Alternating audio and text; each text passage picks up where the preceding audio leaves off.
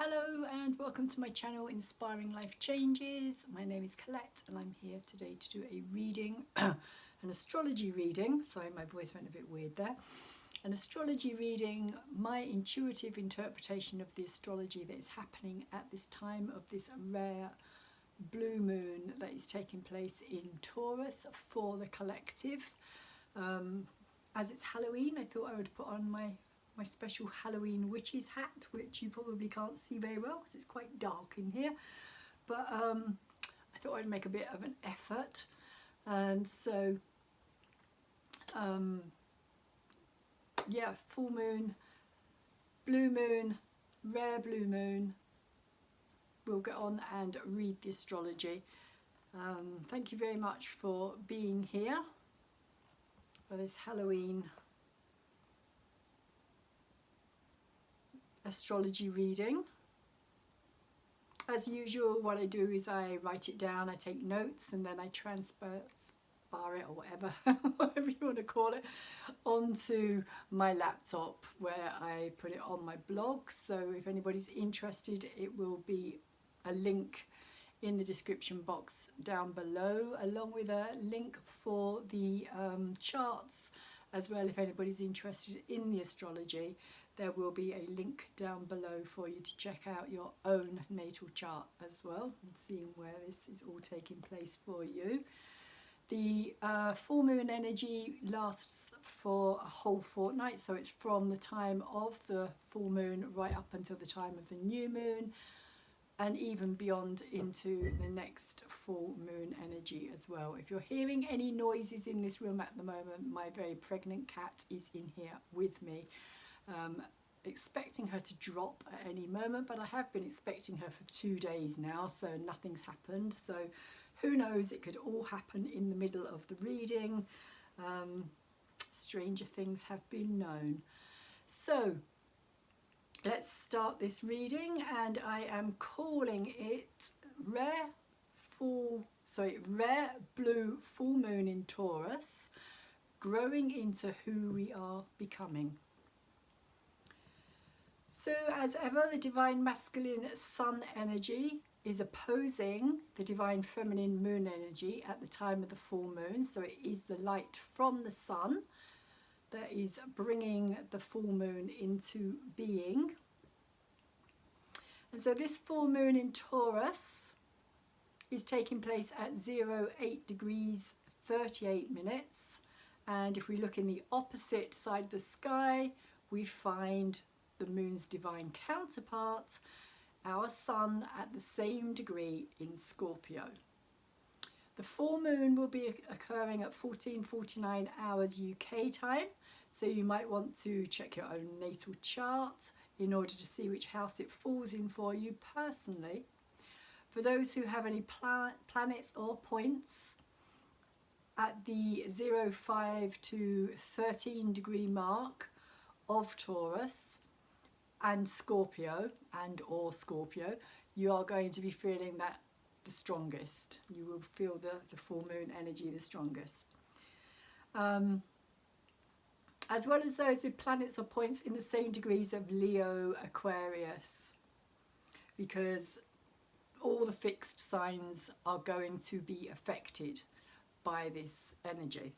And just before I forget, I should really tell you the Moonology cards here, which have kind of just reminded me. Sorry about that. So the full moon in Taurus is about your dreams needing a practical plan. Taurus is a very practical, very stable, very secure energy. It likes to know what's what. It likes to know what's coming. It doesn't like surprises. And we have the fixed energy itself, which here is saying hold your vision. So the fixed energy is about being able to hold something in place, because it's fixed, it's not very changeable, it's not very there's not a lot of movement in that energy, shall we say. It's like it wants to stay in one place, and it wants things to kind of stay the same, status quo type of energy. So it's saying hold the vision, keep the however it is, whatever it is that you're holding in your being at this time, that you're wishing for, hoping for, the vision that you are creating for yourself at this time. Hold that vision during the time of this full moon. And of course the full moon energy itself is all about surrendering to the divine, letting go, releasing that energy. Because after the moon is full, of course, it starts to wane and become smaller until we then have the new moon. But because this is a special, sorry about that, fell on the floor, because this is a special moon, we have the blue moon energy here of believe in the impossible. So this is saying that even though you don't think it's going to happen, even though you don't think it's plausible or probable, it is time to start believing that anything is possible, anything can happen during the time of the blue moon energy. And of course, as I was saying, it will last from now up until the full moon, sorry, the new moon that's coming up on the 19th of November, new moon in Scorpio. Transformation, big change, big endings as well as changing as well. But we're not talking about that at the moment. We are talking about the Taurus moon here. So let's get back to this.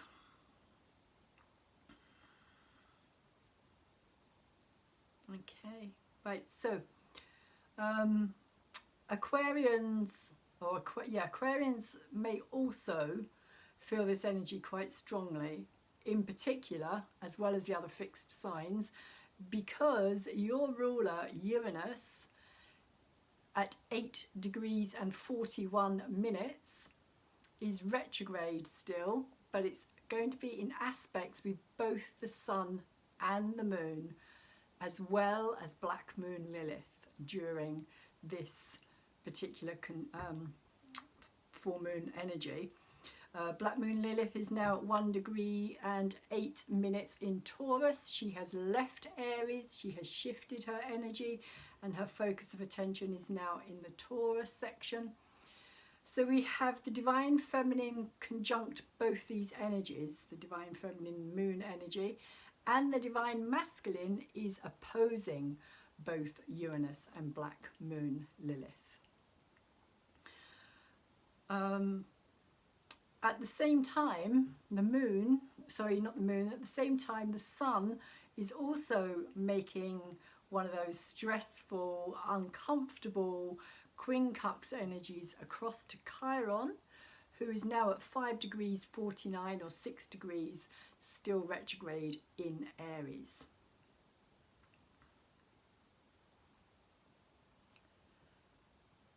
So this is a rare blue full moon. A blue moon means it is the second full moon to take place in the same month. The first having happened on the 1st in the sign of Aries. This blue full moon, however, is especially rare as it's the first one to take place on Halloween in 76 years. It's quite a long time, quite a long gap between those blue full moons. So in the sign of Taurus, the moon is what's known as exalted, meaning it is happy and content there. One of the reasons for this is that Taurus is ruled by Venus Aphrodite, the goddess of love and beauty. Taurus wants to pamper and indulge as well as nurture, which are all very familiar energies to the Cancer ruling moon. This full moon sees the second house energy being activated, which includes things like our values, and asks, why do we value something the way we do? Is it a value financially, practically? Does it bring us security, stability? Does it feel good to our 5 senses? Is it sensual? Does it bring delight, to our physical body and give us pleasure in our environment? Can it bring our senses to life? Lastly, being a very physical earth sign, the Taurus energy wants to know, does it have long-term value and worth? Taurus rules all the five senses, which is why Taurus is known as such a sensual sign. Again, for anybody who's interested in actually checking out the blog, there will be an actual chart online, and there is also other visuals as well that you can go and check out. So all of this is what the sun in deep, intense and personal Scorpio will be bringing to the surface of our psyche. Here the sun is in the 8th house energy of other people and what we share with others. This period of the year has also got a bit of a reputation for being the culling season of relationships. As it is a time of transformation, it is also when a lot of couples realise, either subconsciously or consciously, that they have outgrown the person they are with. Among other things, Scorpio is connected to our sexuality and our fears. It is ruled over by Pluto, the lord of the underworld, which represents the deeply buried realm of our subconscious, as well as those things that we bury and lock away on an emotional level. Not wishing to acknowledge their existence within us and the true effect these painful situations have had on us. It is only by going into this underworld, however, can we truly reclaim our power over the emotional experiences that keep us held in that place of fear, trauma, and repeating patterns.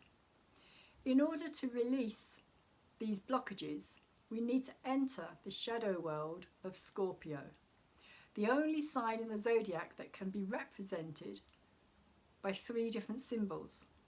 The first is the well-known scorpion itself, with a sting in its tail, which represents the more hurtful side of the Scorpio nature. As Scorpios are incredibly perceptive and know exactly where and how to find someone's weakest and most vulnerable point and use it to hurt them, especially if they themselves have been hurt. The instinct of Scorpio is to lash out and sting so that the other person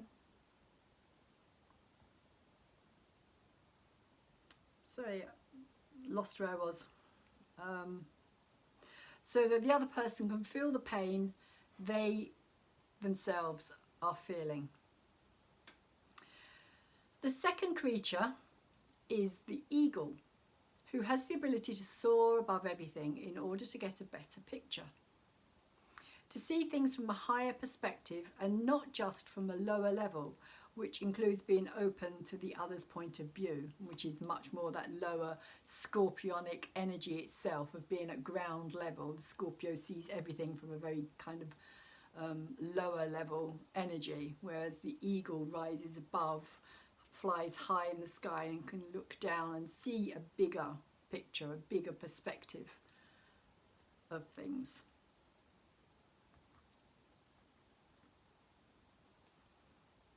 The eagle is also symbolic of rising above the lower, more instinctual nature and the personal want for revenge, and how by holding on to the pain behind the emotion, we keep ourselves trapped in the attachment of our own story.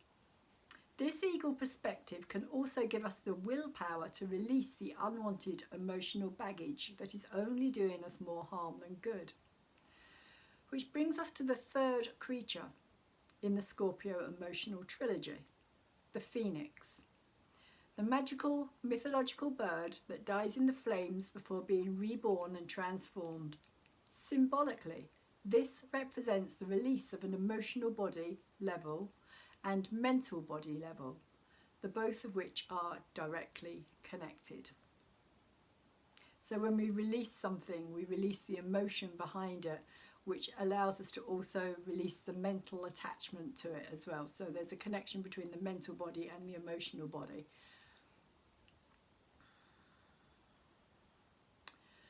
So what does all this have to do with the full moon in Taurus, you may ask? During this time, we find the sun in a quincunx with Chiron. This is not an easy or comfortable angle of 150 degrees with the wounded healer.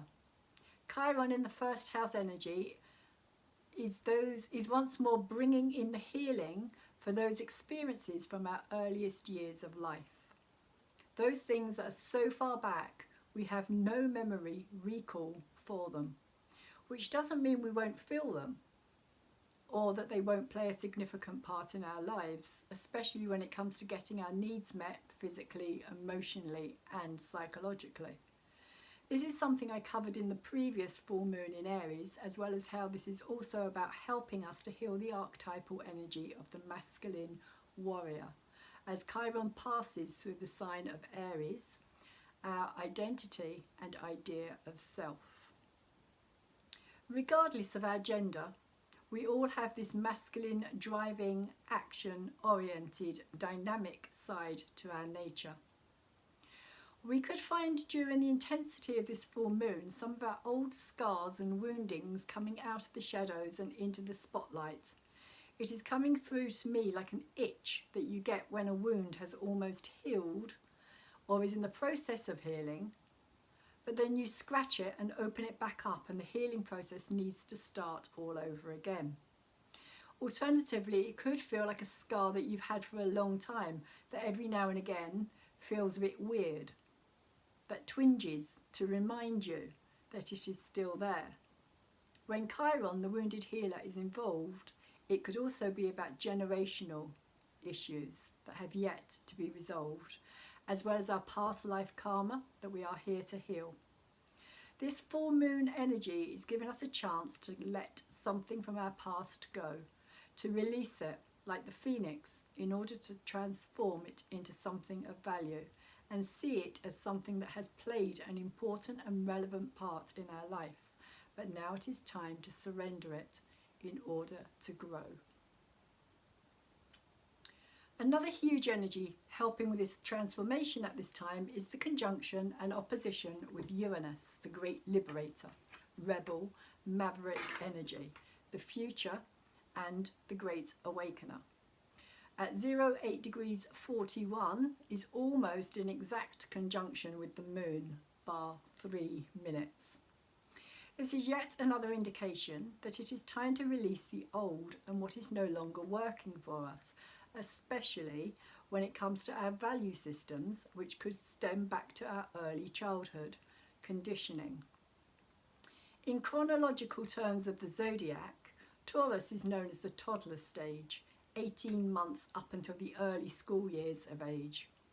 Although I'm not including nursery in this, as many children in our society are handed over at a very early period in their lives before their development has even really started.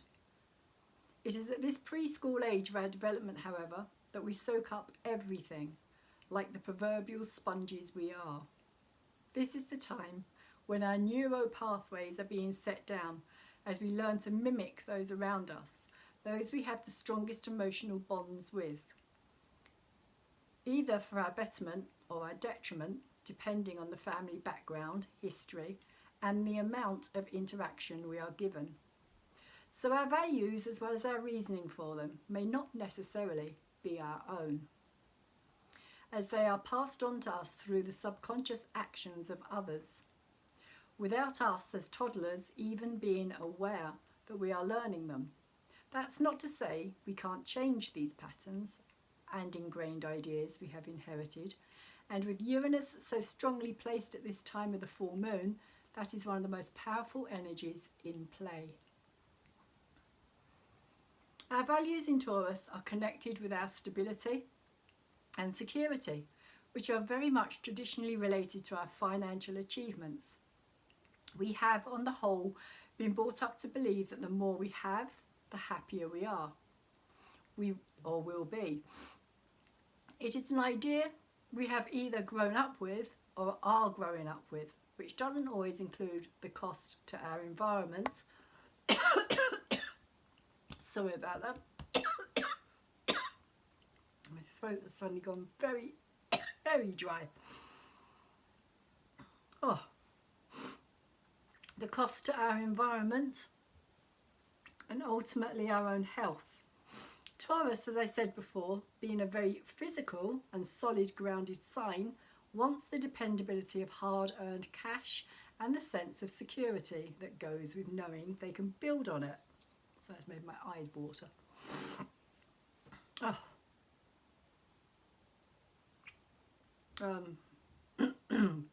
I don't like it when that happens. Where are we? Build on it. It's the reason why the second house rules over banks, banking systems, investments, and all things of a financial nature. It is also why these financial behemoths have also managed to trick us and the world into believing they own us too. As a part of their setup, no longer are we human beings with a sovereign right to determine our own lives. We are now dispensable cash cows in their Garden of Eden. We find ourselves living under the supposed ideal that money makes the world go round, all very second house sentiments. In the world of business, time is money, and those with the most of it also have the most power, as all cash flows in one direction, back to the source, banks. However, both the sun and the moon are making conjunctions and opposing Black Moon Lilith now at 01 degrees and 8 minutes. And all is not as it appears. Scorpio has hidden secrets which the sun is bringing to our attention. What happens when you have the power to do whatever you please? When you have so much money, it becomes obscene. Yet still you crave more. But what you crave no longer satisfies you. So you turn your attention to that which you are not allowed to have, the forbidden fruit, so to speak. And nothing comes more forbidden than the currency of children. Black Moon Lilith is a representation of the dark, taboo, sexual energy. Prostitution, seduction, sorcery, demons, MK Ultra, sexual magic, rape, nightmares, the femme fatale, all come under this lustful, predatory energy, which these days is used in a very seductive and provocative way in the world of advertisements, particularly when it comes to high fashion. It can be easy to fall under this spell, the allure of the dark and sensual realm that promises you everything, power, fame, and fortune, where the price is to sign away your soul, your morals and ethics. And if you can, you too can hold this Garden of Eden in your hands.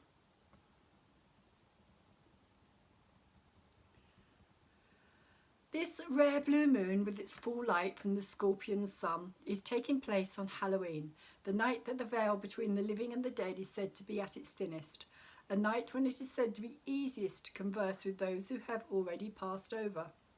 In the pagan tradition, this night is known as Samhain, which literally means summer's end. Hallows Eve or All Hallows Eve. It is a night to celebrate, which our ancestors did. The end of the summer months, as the sun begins to spend less time in the northern sky and no longer rises as high, staying closer to the horizon.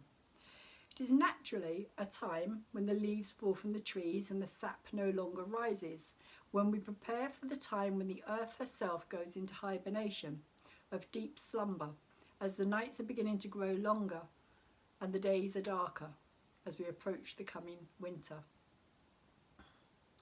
For pagans, this is also known as the Witch's New Year. The word pagan comes from the Roman meaning of country dweller. Those who lived in the countryside were looked down upon by those who lived in towns or cities, so it became known as a derogatory term. Pagans, however, are not the same as Satanists, a mistake made by many people, who tend to clump them all together. The difference being that pagans honour and worship the nature gods and goddesses of life. And Satanists invert that into a death cult that has no respect for nature. One works with the light, the other works against it. On Halloween, the Satanists will perform more sacrifices of life than at any other time of the year, whether that be animal or human sacrifice. The lifeblood will be spilled in service to their master.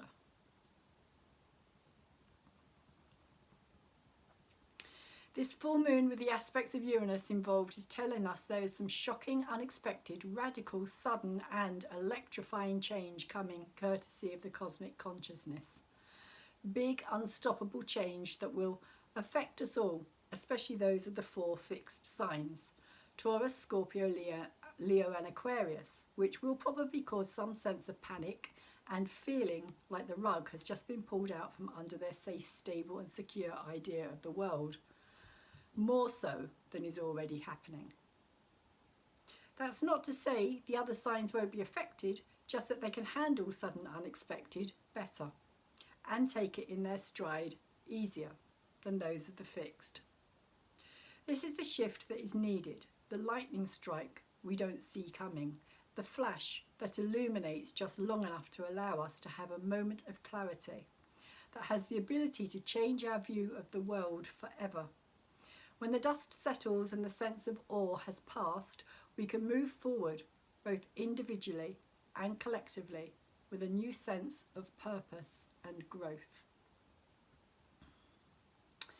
Venus, the ruler of both Libra and Taurus, is now at 04 degrees 18 minutes in Libra. Here she comes. Is making a powerful opposition with Chiron at 05 degrees 49 minutes, basically 6 degrees. But here Venus is at home and is doing her best to bring some positive influence on the stressful quincunx from the Sun to Chiron. In Libra, Venus is bringing balance, equality, fairness and harmony. She is asking us not to get carried away with the idea of getting revenge or angered over the emotional scars that are being brought up to the surface, the shadow aspects of ourselves that we don't want to accept as our own flaws or failings. Venus is thinking things over and telling us to be kind to ourselves during this time, be gentle, loving and forgiving, not to judge our previous self too harshly, not to beat ourselves up over the way we have acted at certain times in our lives, whatever it is we may discover about the person we were. Instead, create a space of forgiveness, warts and all, in which the healing and transforming of the pain can come through. This is a powerful time to find inner peace within and release that which is holding us back. In particular, this will show up around the 7th house energy of our personal one-to-one relationships. Hello, Missy. What are you up to? Sorry, this is my pussycat Lotus. Come on. Come on. At the other end of Libra, and keeping things nicely balanced between the head and the heart in the sign of the Scales, is Mercury at 26 degrees 50 minutes or 27 degrees, still in retrograde up until the 3rd of November. Having slipped back into Libra and the 7th house energy on the 20th of October, he's now once again making the same square in aspects as he was during the new moon in Virgo, across to the trio in Capricorn, specifically with Saturn at 26 degrees 11. Mercury back in Libra is once again able to clear its head after diving down into the murky, emotional, intuitive, deep feelings and knowing of Scorpio. The diving detective has come up for air, and in Libra, the inanimate, logical, thinking air sign, Mercury has an ally. Here, he is able to stand back and reassess whatever it was that has been discovered and ask, how do I want to progress with this now? However, with the challenge from Saturn, Mercury is going to be feeling restricted and restrained from actually being able to communicate the depth of what is now starting to understand. My cat is causing chaos, as per usual. This is a breathing space only, as Mercury is once again about to re-enter the feeling world of our deep hidden fears on the 10th of November. But in the meantime, we have a chance to reconcile with our shadow side during this Black Moon Lilith opposition, while Mercury also squares Jupiter at 21 degrees and Pluto at 22 degrees 40 minutes. Something needs to end. Something which continues to keep us in the dark and feed off our fear and guilt. We will see this on the world stage as censorship and the covering up of dirty, sordid secrets connected to the forbidden lust of power, financial gain and greed in general by the Mercury-ruled media. So all of that is going to be covered up for this time by the media, who aren't going to want to go there or report on any of the information that is coming out at this time. At this time, the dam is not quite ready to burst. This, I believe, will come around the time of the new moon in Scorpio on the 19th of November. But this full moon will bring an intensity to the build-up of this breaking. Something so big is coming that it will not be able to remain hidden. It will be brought into the light in order to be transformed. Yes, Lotus. Talking of big, the biggest saving grace for Mercury here is a beautiful supportive trine across to the North Node at 22 degrees and 6 minutes in his home sign of Gemini. Gemini is helping Mercury to gather all the necessary data and information needed in order to be able to make an informed decision on the important issues at hand. Gemini is also helping us to realign with our inner compass, as the North Node is the new paradigm, the future we are heading towards, the energy we are all karmically finding ourselves dealing with at this time. Apart from both being air signs, Gemini and Libra have something else in common. They are both centered on a dualistic idea, and the fact there is two sides to a story. When it comes to communication, we need to remember the value of listening as much as we do speaking, as this too is a part of the dualism. The forward and backward flow of all relationships relies on it. Where are you going and what do you want to do? For me, this is best depicted in the symbolic image of the goddess Temperance, known in Greek mythology as Iris, the goddess of the rainbow, who holds in her hands a golden and silver chalice.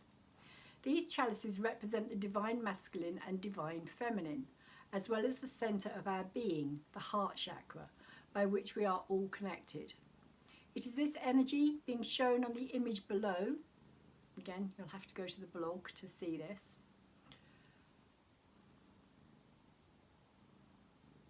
That creates balance within each of us. The divine marriage of our own internal relationship with the self. It is this energy that also creates our outer relationships.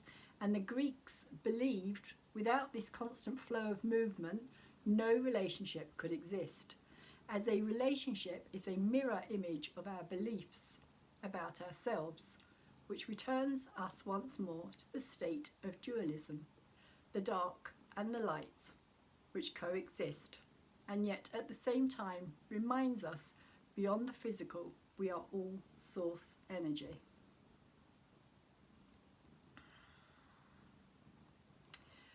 Moving on to the planet Mars, still in retrograde, he has now reached 16 degrees 25 minutes and now slowing right down in the sky in the sign of Aries. Mars in his home sign does not want to be going backwards and finds it incredibly frustrating to be doing so for almost 8 weeks. Mars is the planet of action, the driving dynamic warrior nature that gives us our inner fire, passion and courage.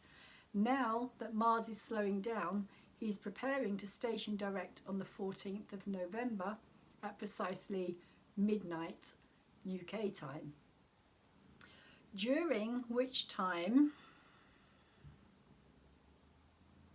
we may well be feeling totally exhausted, like all our energy and enthusiasm has been completely drained. So from now, during the time that Mars is slowing down, up until the time that Mars is going to station and then actually turn direct, which will be 2 days after, so there will actually be on the 16th of November that Mars will actually start to move forward.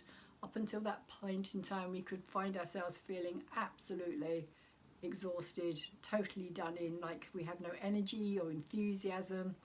It's all been completely drained from us. We may also feel like all our fight has been removed, with no desire to do anything else at this time other than that which is absolutely necessary. Where are you going now? I do not trust you. No. No. This is also being added to at this time by Mars being in challenging and restricting square aspects with both Jupiter at 21 degrees and Pluto at 22, almost 23 degrees in Capricorn.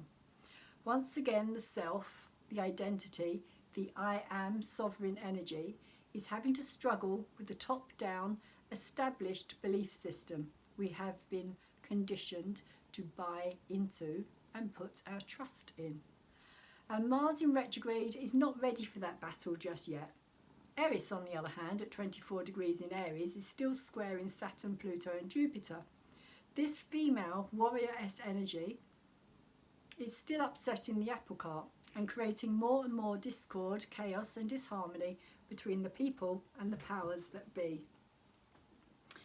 As the ever-great divide grows wider and wider, ultimately we have to ask ourselves, where does our personal and individual power derive from? Is it ourselves or is it outside of us? Are we willing to be used like lab rats and give away our birthright to free will and choice? We might want to fight the establishment and stand up for our eroding sovereign rights, but Mars is saying fighting fire with fire will only get us all burned at this time. Venus and Mercury in Libra with a trine to the North Node in Gemini is saying think smart. Time to play them at their own game. Now we are seeing what is occurring around us in the long-term view of reality. Many questions are being asked, and many class action lawsuits around the world have come into being since the Libra new moon took place. Sorry, I'm just having to hold on to my camera frame because my cat has decided she wants to use it as a rubbing post.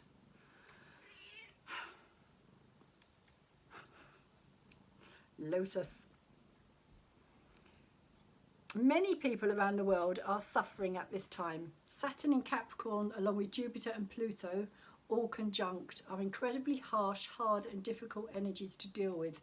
And many people, due to the circumstances these three planets together will create, will find it impossible to cope. Add to this the ongoing sextile of Neptune, still retrograde 18 degrees and 23 minutes in Pisces with Jupiter, which we have been living through since the 28th of January. And what we get is a sense of the confusion and delusion and the ongoing nonsense that, if people took a deeper look at, makes absolutely no sense medically.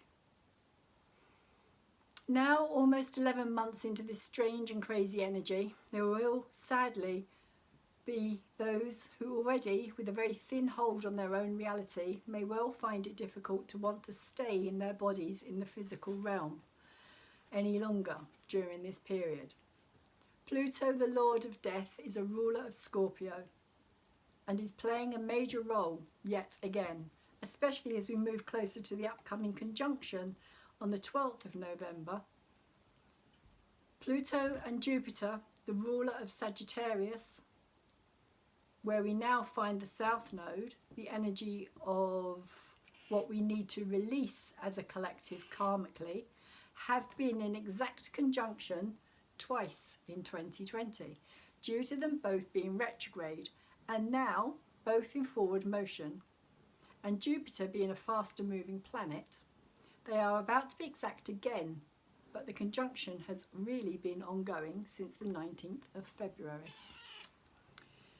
Jupiter and Pluto have a 13-year cycle, which means they meet up in various different signs every 13 years.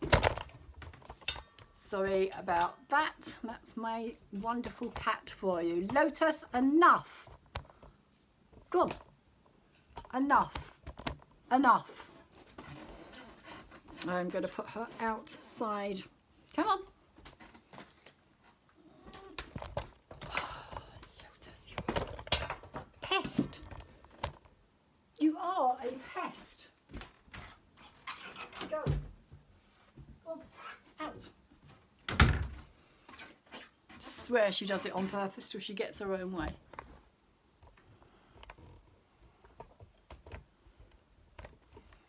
Sorry about this, people. Very sorry for the behaviour of my cat. If you have a cat, you will know what it's like. So, and for those of you who don't have a cat and who don't know what it's like, I can only apologise for that cat type behaviour. So as I was saying, Jupiter and Pluto have a 13-year cycle, and depending on which sign they meet up in every 13 years will depend on the energy that is exasperated by that sign in particular.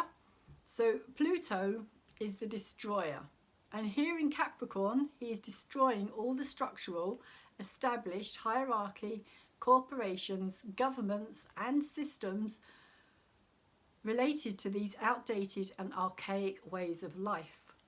The powerful are losing their power and are about to be removed from their ivory towers.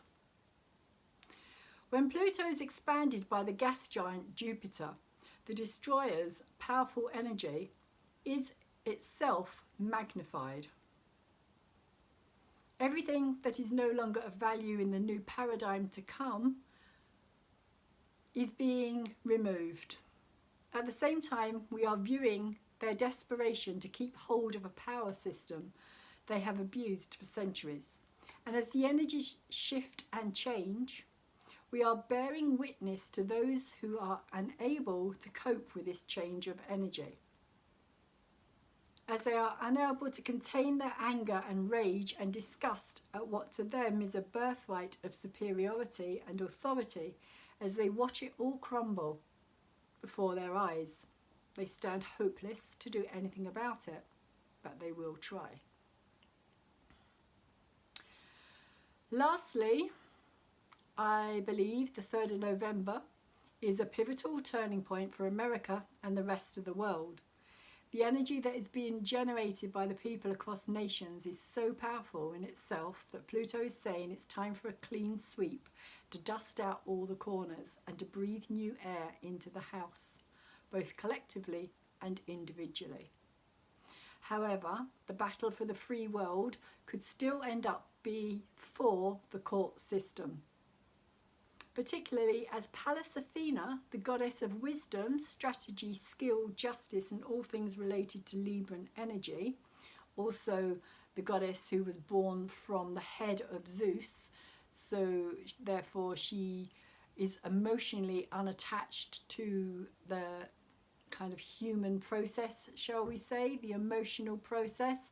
So Pallas Athena is very much about weighing things up in the balance, fairness, justice,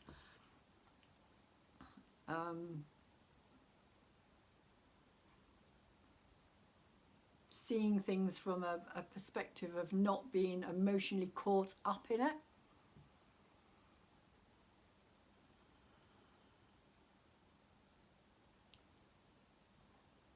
So all the things that are related to Libran energy, which is where Mercury stations direct on that day. So Mercury stationed in direct in Libra on the 3rd of November, just as these elections are taking place in the US. And will also be there in the last. So basically at the last conjunction that is going to be taking place with Pluto and Jupiter, Pallas Athena, will still be conjunct these two. So it'll be 3 times that they will have met up over this past year in 2020.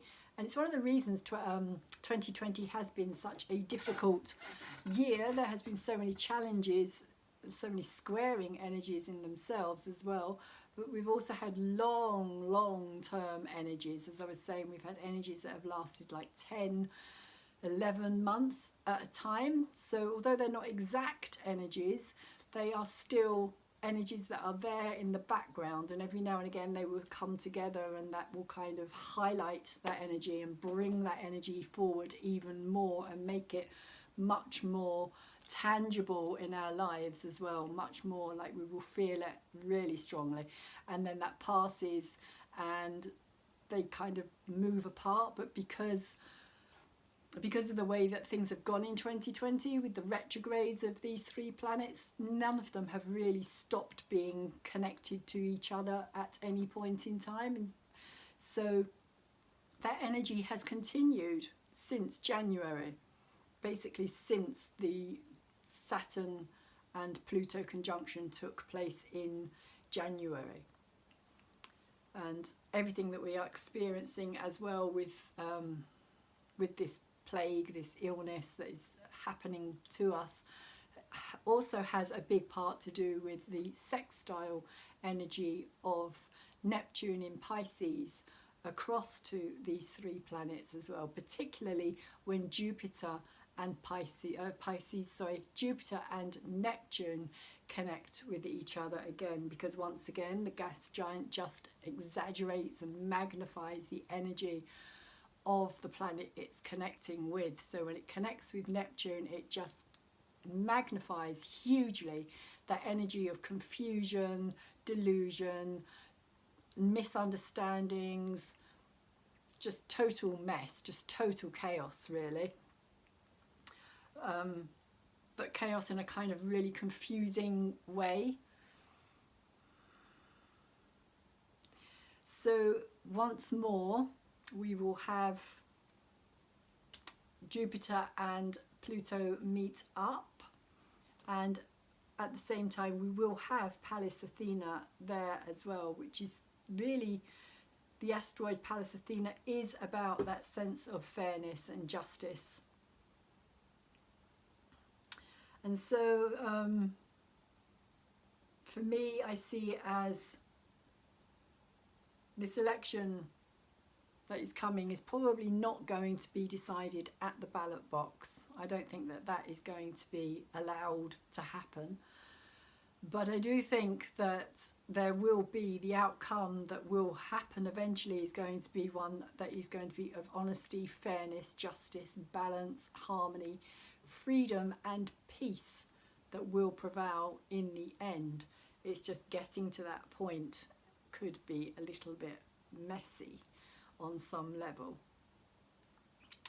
So moving on to the Sabian symbol for the 08 degree point of Taurus, we have a sleigh without snow.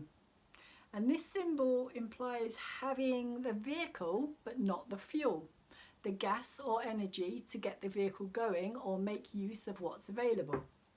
It speaks about seasonal variations where things available sometimes are not available at others.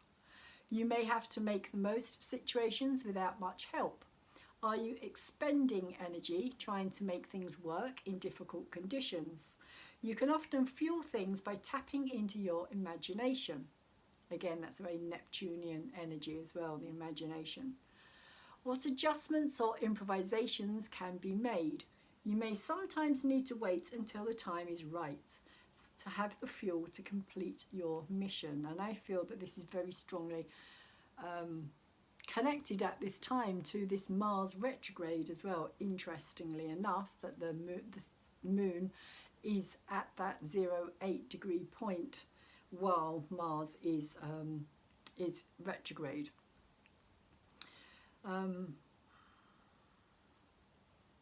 You may sometimes need to wait until the time is right to have the fuel to complete your mission. Independence from outer circumstances.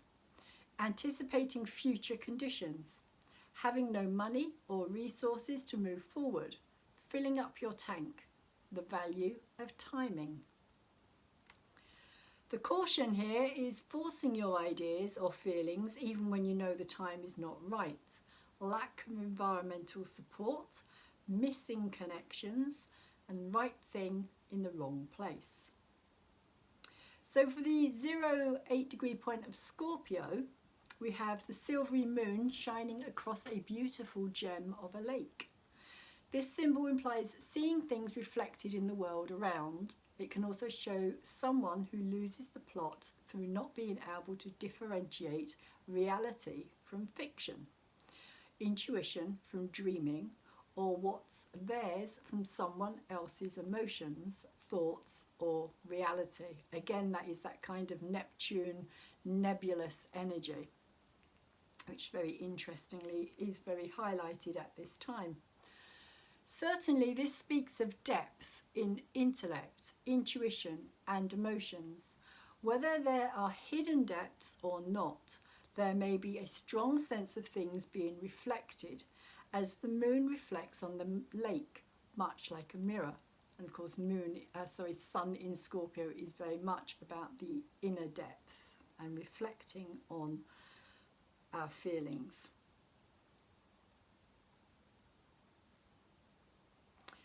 Are things evaluated merely on a superficial level? Are you able to see things for how they really are? Look for signs you need to observe and watch how life can be reflected around you. Reflections, reactions, photographs, picture postcard, images, mirrors, stillness, quiet, projection, especially based on appearances, psychic abilities and placid emotions. The caution here is acting out moodiness, losing the plot, relating to others as if in a mirror, codependent relationships, superficial responses, narcissism, and afraid of depth. And that's kind of what I was talking about within the relationship structure as well.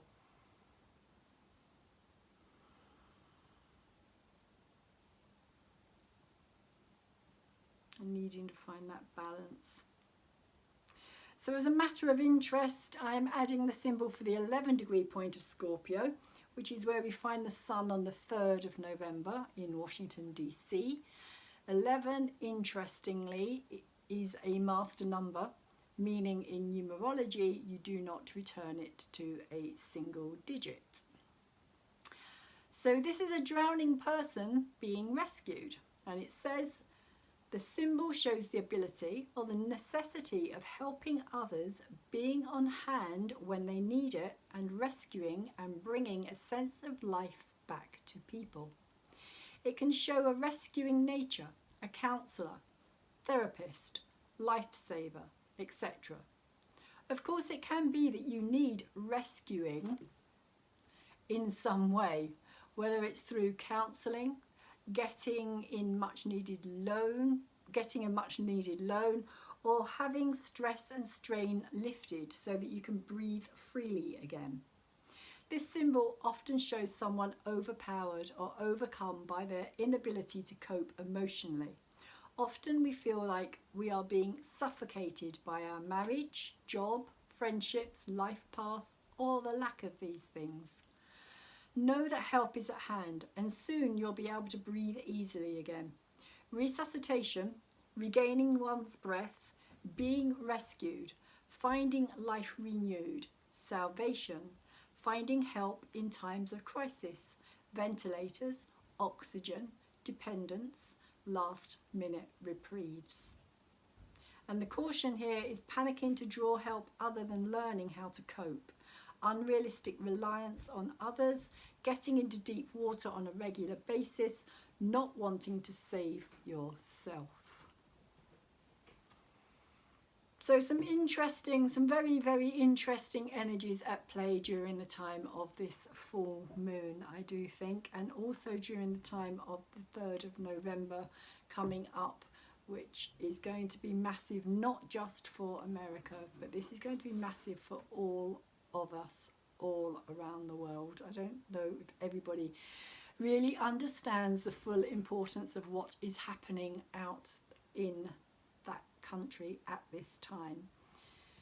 But I think we will know by the time everything has been decided.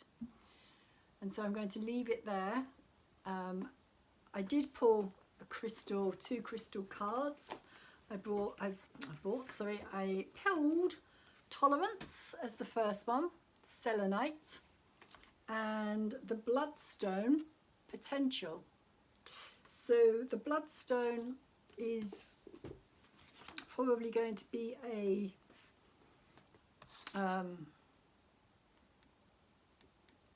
first chakra stone, I would have thought. I could be wrong, but I would have thought so. I'm going to look up Selenite first because that was the first card I saw. So Tolerance and Potential. 37. And I will quickly give you a rundown of the energy of this crystal. Selenite, Tolerance, the chakra is the crown chakra and the colour is clear. There we go. So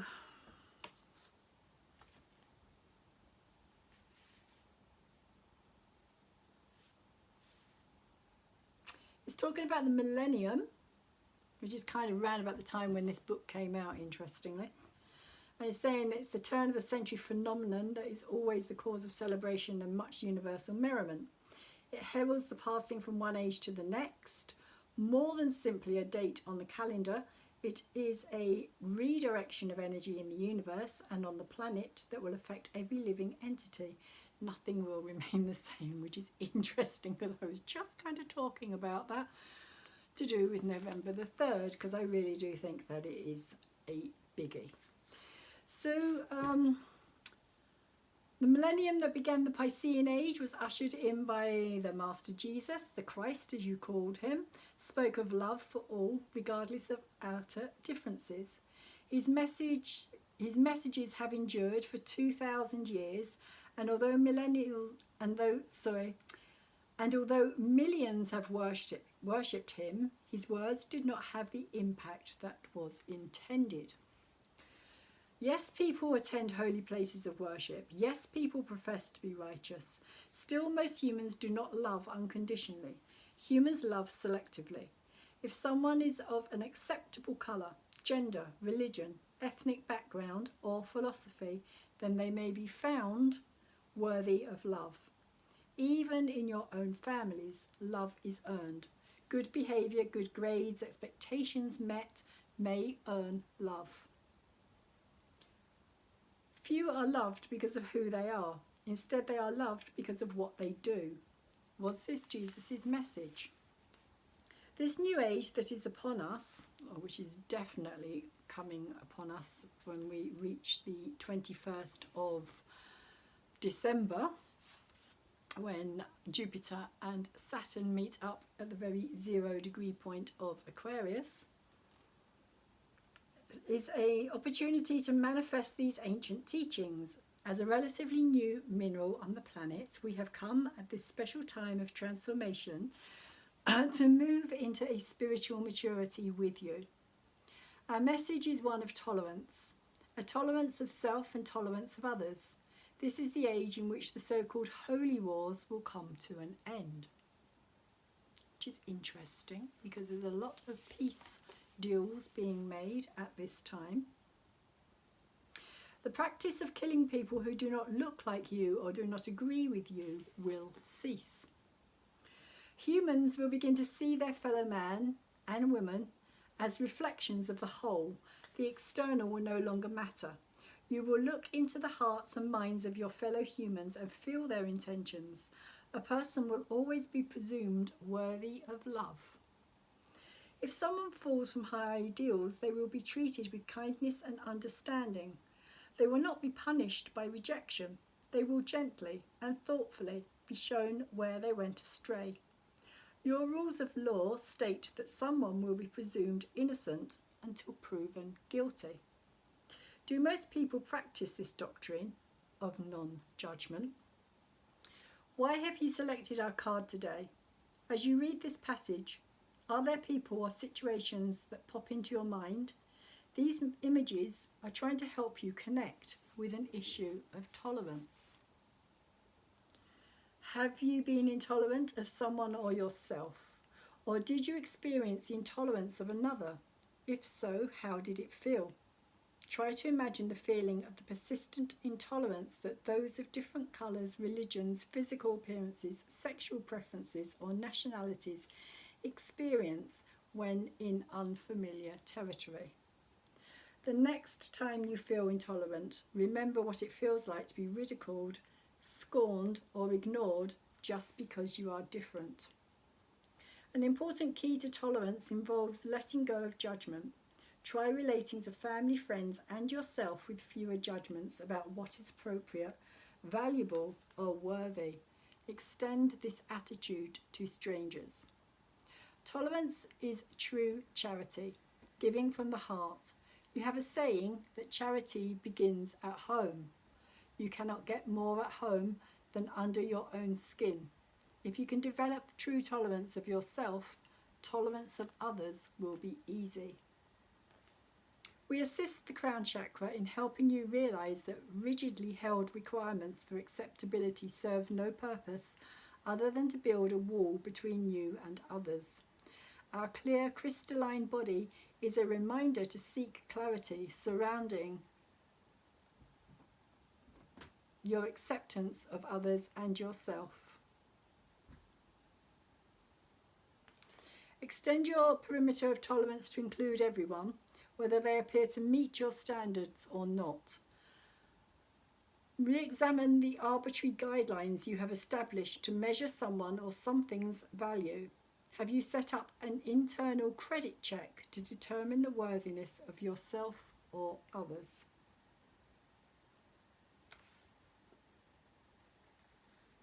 If you were forced to decide which of your beliefs were important enough to die for, your list would probably decrease immeasurably.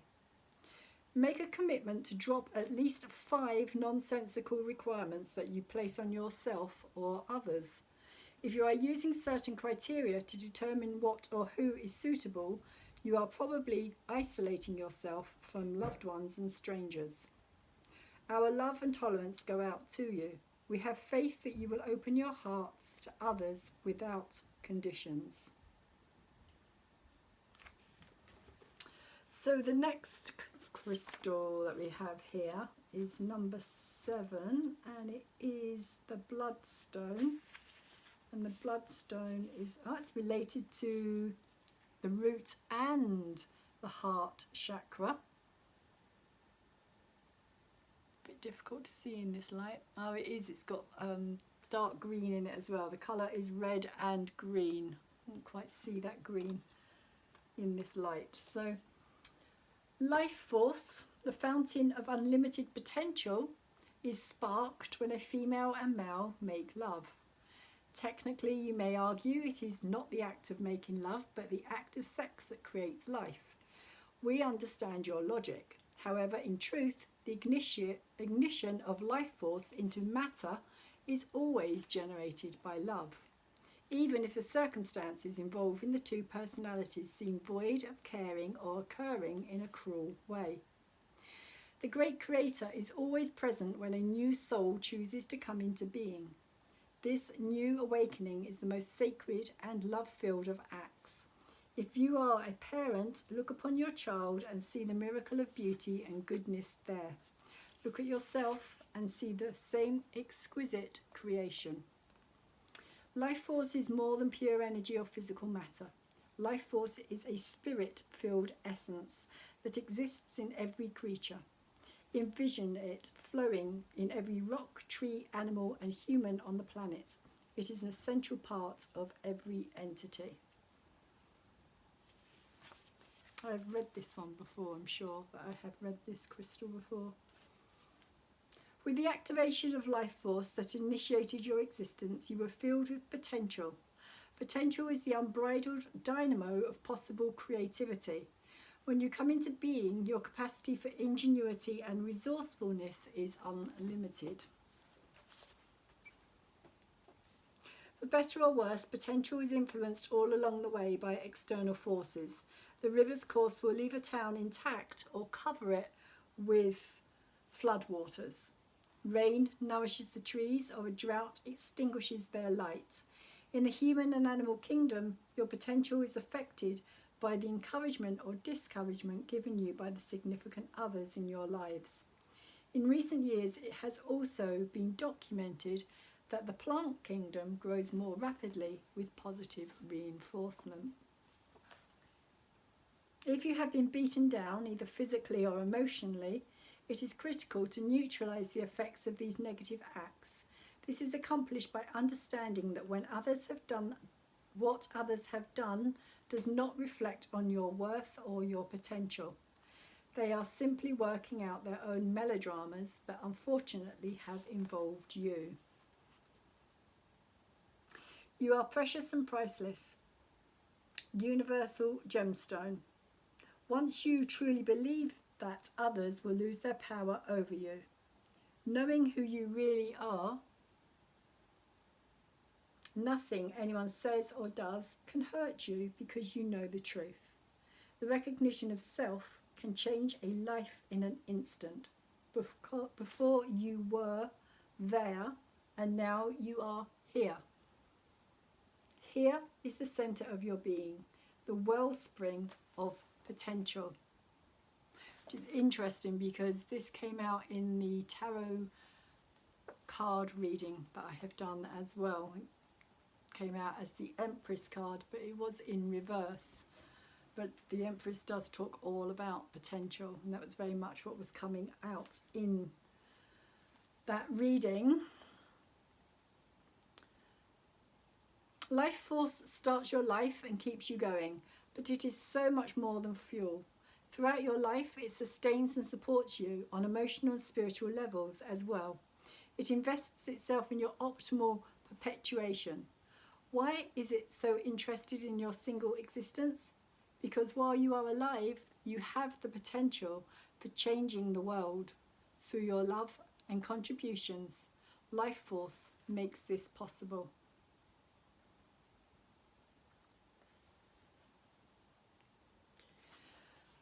So,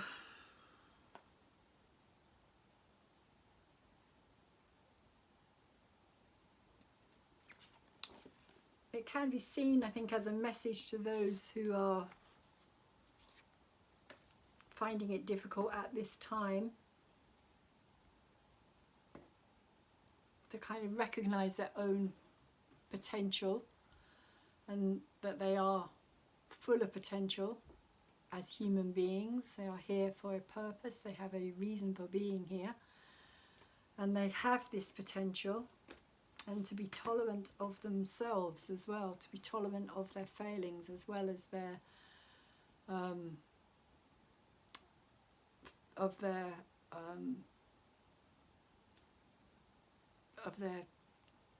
experiences. Really, I think our experiences create our future, our present, and when we're in a time of kind of reflecting and things being revealed to us that we've not kind of looked at or seen for a long time, we can become kind of caught up in that energy of negativity, of not being able to see beyond into the potential, and having the tolerance to be kind to ourselves and gentle, and to understand that everything changes and that we ourselves are constantly changing as well, and that we may not still be that person, even though we may still have aspects of that person within us. We can let that go, release it, and move on and grow into something else. So I really hope that this reading has been of some help to you. If you have liked my video, please could you thumbs it up for me, because the more likes it gets, the more it gets out into the broader, bigger stream of the YouTube world, where the algorithms can pick it up and take it out to other parts of YouTube, other people's channels, so it can be recommended as well, where other people can see it and hopefully come back and subscribe to my channel. For those of you who have subscribed, thank you very much. I really, really do appreciate it. If you haven't subscribed yet, please could you hit that button that is on my videos in order to subscribe. And if you do that, I do believe there's a kind of little bell thing that comes up and says, you know, do you want to see the videos in the future? That is, again, entirely up to yourselves, but if you are interested in seeing any more of my videos, tap that bell and you will be notified as and when I put them out. I do all the full moon, all the new moon videos. I also try to do the astrology as well as a tarot reading to go with both. Normally I do. The last moon that we had, the Libra new moon, I had a major crisis at the time, so I was only able to do the astrology, and it was late. So by the time I got around to doing the reading, I just thought I'm not really going to bother because it's not really worth it. So it is the only moon so far that I've actually fully missed. For the tarot reading, the tarot reading will be up on site later today. And thank you again for subscribing, for listening, for those of you who have liked my videos. And I'm just going to say, please take really good care of yourselves and take really good care of those around you at this time, and have a great Halloween full blue moon. It doesn't want to go off. Okay. Still not going off.